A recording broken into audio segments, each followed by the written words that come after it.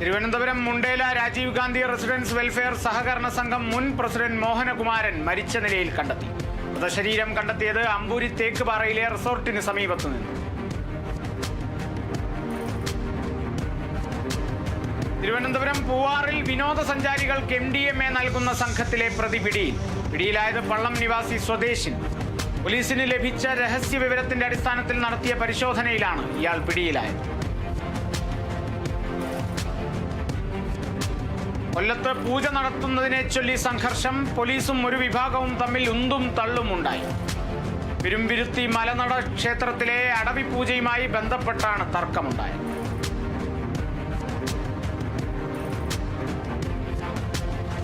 ആലപ്പുഴ ചെങ്ങന്നൂരിൽ സർട്ടിഫിക്കറ്റ് പുതുക്കലിന്റെ മറവിൽ പണം തട്ടിയ പ്രതി പിടിയിലായത് തൈക്കാട് സ്വദേശി ലിതീഷ്. തട്ടിപ്പിനിരയായത് ചെറിയനാട് സ്വദേശികളായ ദമ്പതികൾ.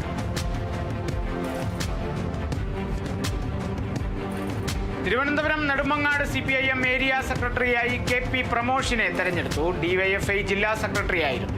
5 പേരെ പുതുതായി ഉൾപ്പെടുത്തി 21 അംഗ കമ്മിറ്റിയാണ് നിലവിൽ വന്നത്. ആലപ്പുഴ മങ്കൊമ്പ് YMPAC ഗ്രന്ഥശാല വാർഷികവും ശിശുദിനാഘോഷവും സംഘടിപ്പിച്ചു. പരിപാടി പുളിങ്കുന്ന് പഞ്ചായത്ത് പ്രസിഡന്റ് നീനു ജോസഫ് ഉദ്ഘാടനം ചെയ്തു. പഞ്ചായത്ത് വൈസ് പ്രസിഡന്റ് പത്മകുമാർ മനോജ് രാമമന്ദിരം സ്കോളർഷിപ്പും സമ്മാനവും വിതരണം ചെയ്തു.